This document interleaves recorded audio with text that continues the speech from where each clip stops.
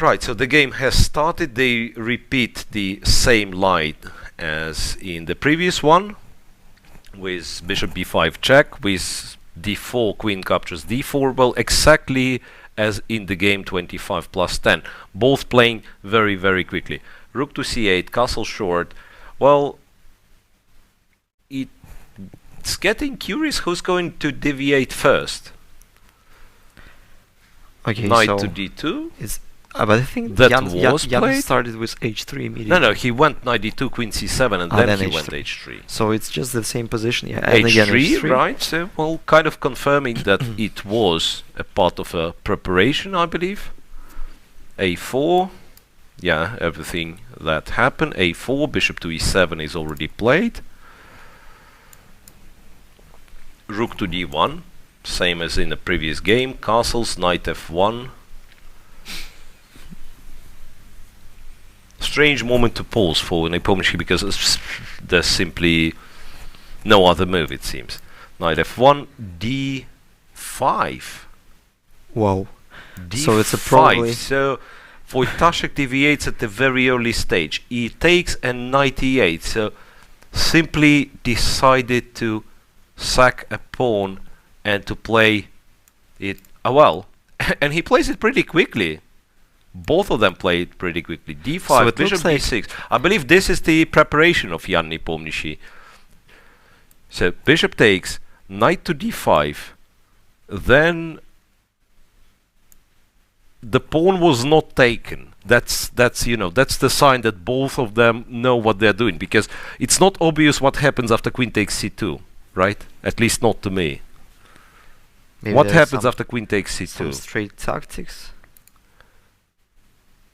Maybe just simply knight b6. He can take and go rook c7. So what I thought that possibly knight e7 check here. Yes. When black takes, you trade the queens and then you take on d7, but that's like material equal. But I'm not bishop sure c5 also. Oh, and yeah, bishop c5, rook c7. No, something else. It has to be something else.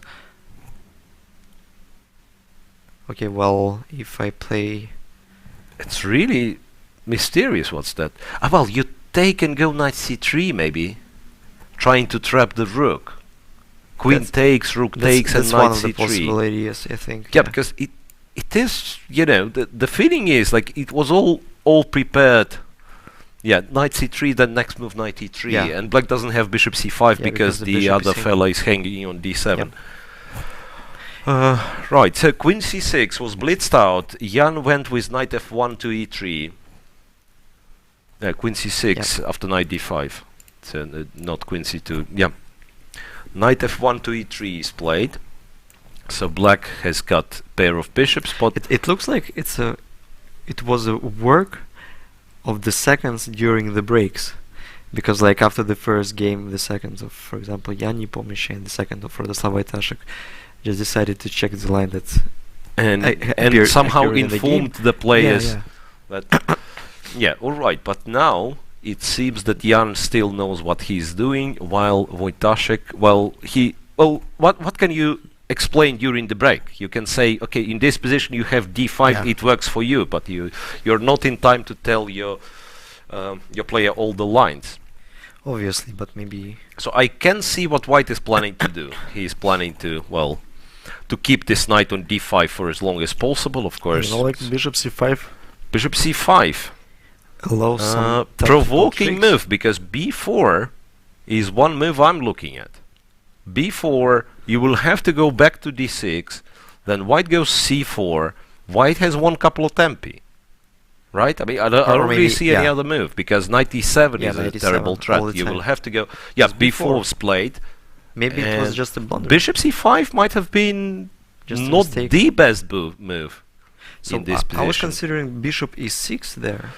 Yeah, it's like you want to move those guys, yeah. And I thought that white actually doesn't want to play, obviously doesn't want to play b4, he wants to play b3. Yeah. That was what I was thinking. Yeah, that's right. b3, putting the bishop on b2, potentially going c4 to support the knight on d5. Okay, but black needs some simplifications. I mean, even taking on d5 should be under bishop consideration. Takes, knight takes. But still, it's not that easy to crawl out of this corner, right? Just like knight on e8 is stuck. Still, like queen c2 is not possible there. Maybe it is. Now maybe it is. I don't see. Yeah, because I thought you were planning to take with the queen. Yeah, I can take with the queen and remain, but maybe in this case B3 is maybe. Yeah, maybe B3 is not not so accurate. Not the most accurate. Maybe I can go C. Yeah, well, C4. You do the same thing essentially. You take on D5, where I'll probably have to take with the. There pawn. might be something cute, I think. Okay, well, I was thinking about bishop D2, but again, Then again, black takes on D5. All right, but after bishop C5, B4, it does look very attractive for white, because essentially he just won a couple of tempi in this position. Yeah. I don't really see any other move but to go back to D6. Well, me too. Right? And then white goes C4. Yeah, of course, C4. C4. I need to play B5. Supports the knight on D5, wants to play bishop B2. B5 is an also, idea. C5 is a very unpleasant threat. C5 is a very unpleasant threat. Yeah, well, actually, does black have the move after bishop D6, C4? Probably, but okay. Well, still C5 already allows C5. Still C5 and just followed by knight E7. That's absolutely winning position, because he takes the bishop on D7, not even an exchange.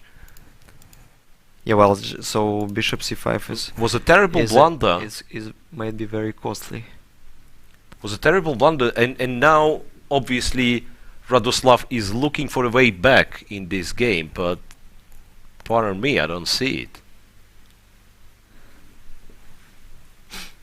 It might be too late, right? Bishop d6 played, and indeed c4. Well, maybe there is something. How do you stop c5? Okay, we're thinking about b6. Yeah, it's like b6, but once again, you are making. I mean, even if it works tactically, even if white doesn't win after say b5, white just plays bishop b2. He's much better. Black still didn't succeed in untying his the funny pieces. thing that like after b6, b5, you have to play queen b7 immediately. I mean, because taking there A takes, yes, allows me an additional option to play rook a6, and after bishop c5, something like bishop a3. So I'm trading the bishop's terrible, b6 pawn is just false. Very. Yeah. After bishop's exchange, knight e7 quickly. as well is a threat. Yeah. Yeah. So that's really looks really probably bad. b5, yeah, queen b5, b7. queen b7. Can I go bishop a? Yeah. Bishop a3 and nevertheless, because takes, knight e7 is a threat. And I'm not sure if you have the and you can't even play king h8 or king h7 because the rook is hanging. Yeah, that's the point. That's so funny. Rook b8, for instance, like knight to e7, king h7, knight g6, taking a pawn, knight g6, attacking the rook, and then knight f8. Yeah, okay, well, so knight c6 wins an exchange, but knight g6 is the funny line. Stylish. Knight g6, you go to g8, that's the only way to save this rook from f8, and then knight f8 happens nevertheless. So white wins material and the game, because it's no compensation whatsoever. So no b6, and no nothing it seems after c4. I don't even see a move. How Radoslaw can get back into the game? Maybe he can't. Yes, c5 is such a devastating threat. So bishop c5 was a terrible mistake on move 18. And just allows 2 extra tempos, which I think even black would made some normal moves. I think like b4 and c4 can be considerable. Could have been like white's idea nevertheless, just to put the bishop on b2. Right now, of course, with 2 extra tempi, b5, bishop a3 seems to be a very strong idea. Yeah, could he do something? Well, not sure. Yeah, b6 seems to be like the only move, because otherwise c5 is very strong, right? So one more time, b5, if queen goes to b7, we said bishop a3. Could it be some move here? Not really, because knight e7 is a threat, or just a simple capture on d6 and then knight moves from d5. So both. I think it's a bit sadly, but probably rook c5 is one of the best moves in this position. Yeah, rook c5. Yeah, but well, just kinda keeps you alive, right? Okay, not really. Just take, and even some knight e7. Yeah, knight e7. Bishop. By the way, I'm not sure that even I need knight e7 there. I'm not sure if you need to take on c5, to be honest. I mean, it's not running anywhere, this rook. Okay, unlikely Radoslaw will he would rather resign than play rook c5 in this position. Yes, but otherwise after bishop e3, and I mean it's such, I can't say natural to trade this black squared bishops. Even there have been no threats at all after bishop e3, queen e3. Just imagine. Still bishop e3 is move move to consider, definitely, because you're getting access to some dark squares, right? I mean, as long as black is not putting the knight on c5. Yeah, obviously. Yeah, and the knight on e8 is, yes, a very, very strange sequence of events. First of all, why to play d5 if previous game was fine for you, right? Then if you do play d5, then perhaps you have to know it, and then if it's clear that you do not know it, spend a bit more time and not fall for bishop c5, because he has spent 2 minutes on bishop c5, and then now he can spend like nearly all of his time, because I don't really believe this position is possible to save. Right. So what can I say? Dramatic tiebreaks. Radoslaw kept missing his chances in games 1 and 3 with the white pieces, or 3 and 5 accordingly if you count the classical part. b6, b5, b5 played quickly. Yeah, I mean in these positions, you know, Jan is especially strong in this kind of positions. I think as well as we. Yeah, that's a fair chance that our chess level would be enough to convert this one, even against one of the Grand Prix players. b5, yeah, really, it's hard to say what would be the best chance. There is simply no chance whatsoever. Yeah, okay, well, queen b7 is just... Yeah, I'm trying to... And only reply. Trying to find the... trying to find some position where... What? a5? I mean... a5, you know, it makes sense because black can't take, you go c5, but what about b5, bishop a3? That's a really, really serious question I'm asking there. a5 is just another... I mean, maybe this is another winning line. As good as well. Okay, black goes e4, starts to give up material. Okay, what if I simply take? Yeah, don't see the reason. Don't see the reason not to take on e4.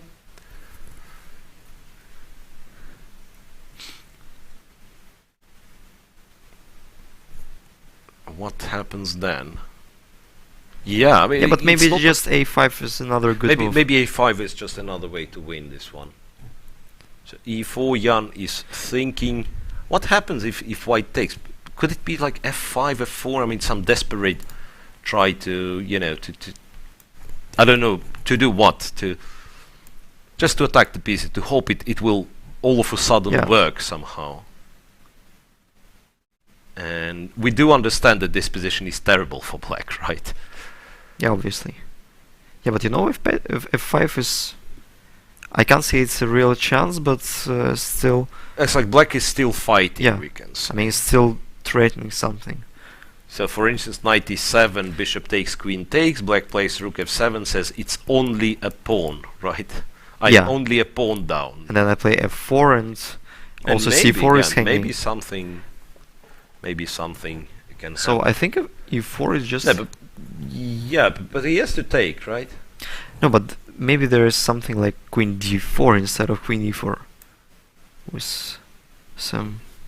But I mean, keeping the pressure. It's a little bit longer threat. So what do you want? I want to take on b6 simply. Possibly with the knight, right? Yeah. If black doesn't react. So if black captures... Or even with a pawn. Yeah, if black captures on a5, it's always c5 and the game is over. Yeah. Once again, the bishop cannot leave because of knight e7. It's a double attack. Or yes, maybe queen d4 is... Triple might be enough. Queen d4. Yep. Just not to allow f5 with the tempo. So now, if f5 happens nevertheless, what white is supposed to do? Okay, so I take with the knight, I suppose. You take with the knight and then c5 is still a threat. Bishop e6. Okay, so not f5 but bishop e6. Yeah, but there are no threats. I can take even with the pawn. Yes, but yeah, I mean, when you take with the pawn, you are no longer winning a piece. At least knight b6, black does something and says, "Okay, let's play." Okay, but the only sense of bishop a6 is if white takes with the knight, there is rook d8, and black suddenly is still alive. I mean, of course, it's just the worst position, but like back to d5, perhaps, right? Yeah, or maybe knight e or knight e d5 could be a move. I wouldn't consider knight b6 as a top choice. I would take, I think. Yeah, but still, why not with no pawn? What happens if pawn takes? And that's precisely the question Jan is asking. A takes b6 played. So c5 is coming bishop takes, all the way. Bishop takes d5 is what you have to do. Not that I'm doing this happily, but at least if the knight takes, bishop but d5 I think even queen d5 is no. Okay, well, queen d5, I have to take with the rook. I mean, queen. And then bishop b4. I think queen d5 is somewhat very technical. Yeah, so anything should win in such position, right?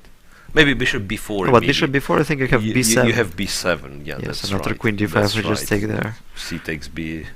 B takes c8 queen. Okay, queen d5. So black will have to exchange the queens.